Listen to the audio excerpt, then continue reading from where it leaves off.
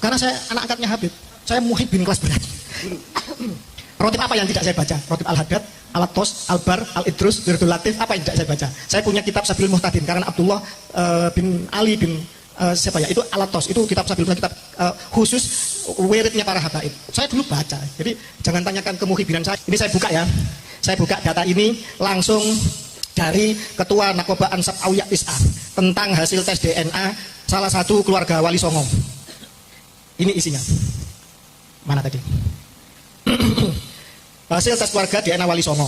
Yang pertama melalui HISEC J1, melalui Ancestry Inggris J1, 2 and 3 Jermani J1, Inavis Mabes Polri J1, Rumah Sakit Internasional Singapura J1, Expert DNA Dubai J1, Expert DNA tes Brunei J1.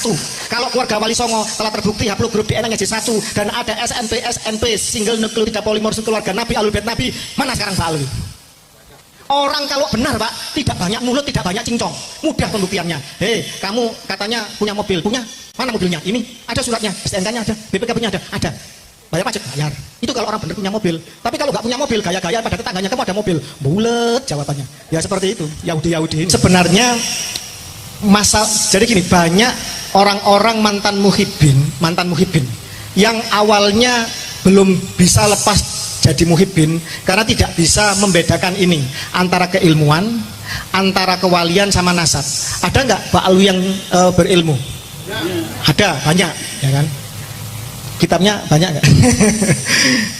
Kitabnya sedikit ya. Kemudian ini jujur, mari dibandingkan dengan Kiai Imad aja berapa Kiai Imad? Dengan Syekh Nawawi Al-Bantani, nah itu jauh lah dengan ulama-ulama Nusantara. Terus kemudian yang kedua, ada nggak Pak Alwi yang jadi waliullah? Saya yakin ada. Pertanyaannya, ketika bicara nasab, bisa nggak seseorang berusaha untuk bernasab berbeda? Tidak bisa. Nasab itu adalah given, adalah takdir, adalah destiny atau takdir yang kita tidak bisa merubahnya. Kita tidak bisa memilih dilahirkan dari bapak siapa, dari rahim siapa. Dan inilah titik poin yang akan kita kupas itu, yang akan kita bedah itu. Saya tadi ada mengatakan bagaimana dengan Habib Umar Muthohar, bagaimana dengan Habib Syekh dan lain-lain. Saya tidak akan menyebut nama-nama yang Anda masih cinta karena urusan hati susah, ya. Saya suruh Anda bercerai dengan istri jenengan yang masih dicintai, wah pasti jenengan tempelengi saya. Jadi gitu. Jadi saya juga mencintai seorang Habib dan akan saya cintai sampai akhir hayat saya. Dia adalah orang tua angkat saya, Abdul Husain bin Muhammad bin Alwi bin Hasan bin Toha bin Muhsin bin Alwi bin Segaf As-Segaf. Insya Allah kalau beliau melihat ini, beliau pernah mengatakan saya akan mencintai saya dunia akhirat dan saya pun akan mencintai antum, ya Habib, orang tua angkat saya. Tetapi ketika kita bicara mengenai masalah pelurusan nasab Nabi di Nusantara ini, di dunia ini adalah kewajiban fardu ain. Bedakan urusan persahabatan, bedakan urusan kongsi gang, bedakan urusan guru dan murid. Ini masalah kesucian dari Nabi Muhammad Shallallahu Alaihi Wasallam, di mana kita bersumpah setia asyhadu alla ilaha illallah wa asyhadu anna Muhammadar Rasulullah. Kalau kita mencintai Allah, berarti kita harus melalui jalan itu. Dan kalau jalan itu sudah ternistakan, sudah terkotori, maka sampaikah kita kepada kesaksian asyhadu alla ilaha illallah itu. Jadi ini sebenarnya yang menjadi titik poin yang harus kita gubah. Tapi alhamdulillah, sebenarnya ini saya harus bertestimoni dan saya menggugah para habaib. Banyak sebenarnya dari mereka yang tidak mengkapitalisasi agama. Banyak dari mereka sebenarnya yang punya hati nurani, tetapi mereka semacam bukan takut bukan, intinya itu bukan mendiam. Ya solidaritas lah sesama bangsanya. Karena apa? Karena kalau sudah terlalu dekat itu kan, apalagi kerabat, ini menegurnya kan menegur dengan cara persuasif. Para habaib itu punya larangan, dilarang berantem di depan pribumi. Mereka kalau berantem di antara mereka. Kenapa saya tahu? Karena saya anak angkatnya Habib. Saya muhibbin kelas berat. Rotib apa yang tidak saya baca? Rotib Al-Haddad, Al-Tos, Al-Bar, Al-Idrus, Wirdul Latif, apa yang tidak saya baca? Saya punya kitab Sabilul Muhtadin karena Abdullah bin Ali bin siapa ya, itu Alatos, itu kitab Sabilullah, kitab khusus wiridnya para habaib. Saya dulu baca, jadi jangan tanyakan kemuhibinan saya kemana-mana tidur bareng, kemudian bepergian, luar biasa pokoknya. Jadi itu. Jadi, tetapi ketika bicara masalah ini, kita harus objektif, kita harus menempatkan Allah dan Rasulnya di atas segala-galanya. Tetapi alhamdulillah, sebenarnya motivasi saya ini tadi kan ditanyakan sama beliau, belum saya jawab. Apa motivasi saya di dalam hal ini? Alhamdulillah orang tua angkat saya, ini testimoni ya, kan direkam ya. Orang tua angkat saya seorang habib yang baik, seorang yang ahli ibadah, ahli riyadhah. Beliau pernah berkata kepada saya ketika saya minta izin, karena setelah ayah saya meninggal, ibu saya menitipkan sama beliau untuk diasuh sama beliau, untuk didik sama beliau. Kebetulan habib yang baik gitu, bukan yang merampas istrinya orang. Jadi beliau mengatakan bahwa beliau mengizinkan saya untuk membantu keluarga Wali Songo untuk aktif di dalam urusan ini. Beliau mengatakan 3 hal. Yang pertama, ente bakal tahu siapa nasabnya Wali Songo. Alhamdulillah, sekarang Sayyid Syarif Maulana Nur Fadil Al-Bantani sudah terisbat sebagai keturunan Sunan Gunung Jati melalui Al-Bukhari, Al-Musawi, Al-Husaini. Sunan Giri sudah terisbat nasabnya dari beberapa nakoba termasuk Maroko. Dan ini akan menyusul seluruh keluarga Wali Songo, derajat ampel semuanya. Dan ada yang membuli Wali Songo habluk grupnya O. Kata siapa? Ini saya buka ya. Saya buka data ini langsung dari Ketua Nakoba Ansab Aulia Tis'a tentang hasil tes DNA salah satu keluarga Wali Songo. Ini isinya. Mana tadi? Hasil tes keluarga DNA Wali Songo. Yang pertama melalui Yisek J1, melalui Ancestry Inggris J1, 2 and 3 Jermani J1, Inavis Mabes Polri J1, Rumah Sakit Internasional Singapura J1, Expert DNA Dubai J1, Expert DNA tes Brunei J1. Kalau keluarga Wali Songo telah terbukti haplogrup DNA-nya J1 dan ada SNP single nukleotida polimorfis keluarga Nabi, Ahlul Bait Nabi, mana sekarang Pak Alwi? Orang kalau benar Pak, tidak banyak mulut, tidak banyak cincong, mudah pembuktiannya. Hei, kamu katanya punya mobil, punya? Mana mobilnya? Ini ada suratnya, STNK-nya ada, BPKB-nya ada. Bayar pajak? Bayar. Itu kalau orang benar punya mobil. Tapi kalau nggak punya mobil, gaya-gaya pada tetangganya, kamu ada mobil, bulet jawabannya. Ya seperti itu, Yahudi ini. Wali Songo, ada nasabmu, ada catatannya, manuskripnya ada. Kamu berani isbat, berani, lolos, DNA, lolos. Ini Pak, orang yang benar. Perjuangan ini bukan untuk rebutan nasab jadi keluarga cucu Nabi, tidak. Kalau perlu tidak ada yang jadi cucu Nabi di Nusantara ini. Kalau perlu tidak ada yang terbukti jadi cucu Nabi. Kalau itu nanti hanya melahirkan perbudakan, melahirkan rasisme, melahirkan arogansi nasab, melahirkan kapitalisasi dan perbudakan spiritual. Tidak perlu dan tidak penting cucunya siapapun. Ini kan karena keluarga Wali Songo dihina 200 tahun. Keluarga Wali Songo dibelokkan nasabnya ke Yaman. Menurut kitab namanya Samsud Dohiro, karangan Abdullah Al-Masyhur ya, Abdurrahman Al-Masyhur, yang ditahqiq oleh dia sahab. Menurut Van den Berg, jelas tertulis di situ kok. Menurut Van den Berg kok. Katanya Wali Songo ke Yaman. Katanya Profesor Dr. Agus Sunyoto di dalam Atlas Wali Songo itu adalah apa? Spekulatif. Jelas kata-katanya. Nasab rakitan spekulatif. Jelas kata-katanya spekulatif. Beliau seorang pakar sejarah, meneliti manuskrip ke luar negeri, ke Leiden, ke Belanda, ke lain-lain. Beliau memahami tentang tes karbon dan lain-lain. Spekulatif nasab Wali Songo yang ke Yaman itu. Tetapi hasil dari isbat internasional jelas kok keluarga Wali Songo diakui oleh nakoba-nakoba dunia.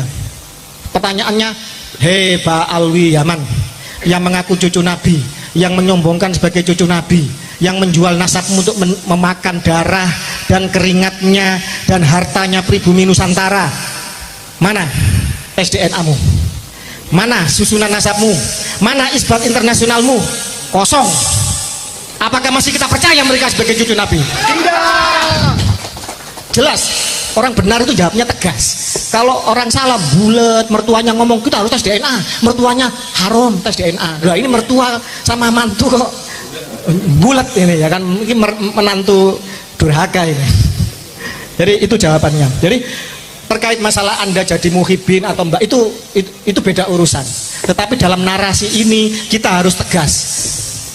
Jadi gini, antara habaib yang kasar maupun yang halus kita anggap sama dulu.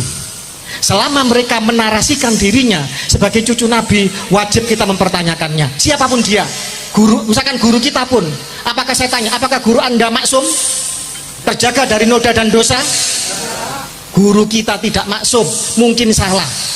Pertanyaannya, bukankah Mbah Hasyim As'ari, Mbah Mun dan lain-lain, mereka kan selalu menjual itu. Kiai-kiai sesepuh kita dikatakan mengakui mereka sebagai muhibbin. Pertanyaannya sekali lagi saya katakan, apa sebutan mereka untuk kiai-kiai kita? Ahwal dan ajam. Apa ahwal itu? Katanya paman saudara dari ibu. Sebenarnya itu plesetan dari anjing. Honden and verboden apa? Anjing dan pribumi dilarang masuk. Itu adalah peribahasa yang ditetapkan oleh Belanda ketika segregasi kelas di zaman penjajahan. Ajam apa? Orang di luar bangsa Arab. Loh mereka loh yang bukan orang Arab, orang Kaukasus. Mereka itu orang Bani Khazar. Saya sudah menulis, coba dicari bahwa mereka adalah keturunan dari Khazar. Tes DNA mereka membuktikan itu. Situs DNA Yahudi membuktikan itu. Kemudian mereka menyebar ke semua bangsa. Mereka menjadi Yahudi Sephardic, Yahudi Askenazi, menjadi Yahudi Kaifen, Bene, Koji, Igbo, Alfa. Dan mereka datang ke Indonesia dibawa oleh siapa? Kitab Al-Istizadah karangan Alwi, ya, Muhsin bin Ali bin Abdurrahman bin Ubaidillah, cucu dari Mufti Tarim pada zaman itu, Abdurrahman bin Ubaidillah. Itu jelas-jelas mengatakan mereka 100% diangkut oleh Belanda. Bahkan mereka sangat tamak, sangat serakah, dan bahkan kemudian disayangkan oleh para ulama-ulama Hadramut sendiri. Ini yang nulis Pak Alwi sendiri ini, bahwa mereka menyayangkan kenapa kok mau bekerja kepada penjajah kafir harbi yang menjajah negeri muslim. Bahkan kemudian mereka mau menyuap ulama-ulama Tarim supaya melegalkan pernikahan rasisme atas dasar kafaah, bahwa perempuan-perempuan mereka haram hukumnya zina dikawin oleh di luar mereka, termasuk Baraja. Mana Baraja? Termasuk golongan Al-Irsad. Padahal Baraja, Al-Katiri, At-Tamimi ini adalah asli Bani Quraisy keturunan Ismail. Tetapi ketika mereka datang ke Nusantara, mereka disuruh untuk mencium tangannya orang-orang Yahudi yang ngaku cucu Nabi ini. Pak, ini penipuan 200 tahun. Mohon maaf, tidak hanya Indonesia yang pernah mengalami seperti ini. Orang-orang Khazar mengaku sebagai cucu Nabi. Mereka membuat dinasti Fatimiyah. Rajanya bernama Ubaidillah Al-Habib. Itu suka menyodomi orang di tengah pasar. Baca kitab sejarahnya Larry Gornik dari Koinuko, seorang Yahudi yang pernah diusir kabilahnya oleh Nabi Muhammad. Dia seorang sejarawan dan seorang matematikawan. Baca dinasti Fatimiyah, bagaimana raja-rajanya, sultan-sultannya melakukan kebiadaban. Kemudian mereka menuhankan Ali. Mereka merofido Syiah itu menjadi Syiah yang sangat-sangat menuhankan Ali. Mereka melencengkan ajaran Ahlul Bait Nabi menjadi ajaran yang sesat. Mereka juga menyusup di banyak negeri dan bangsa. Mohon maaf, King Richard Inggris haplogrupnya G, bapaknya Henry haplogrupnya I, ibunya orang putri Prancis. Kok bisa bapaknya I, anaknya G? Ini mengobarkan perang salib ketiga. Bagaimana seorang Yuya, wazir agung Mesir, haplogrupnya G, dia kemudian menjadi wazir agung, menjadi mertuanya Fir'aun Amenhotep ketiga. Dia yang pertama kali mengangkat Fir'aun menjadi Tuhan, dan dia sendiri menjadi father of God. Anaknya nanti Anem dan Ai itu juga menjadi father of God. Nanti dia juga akan meracuni Fir'aun Tutankhamun, menyusup ke segala bangsa mereka.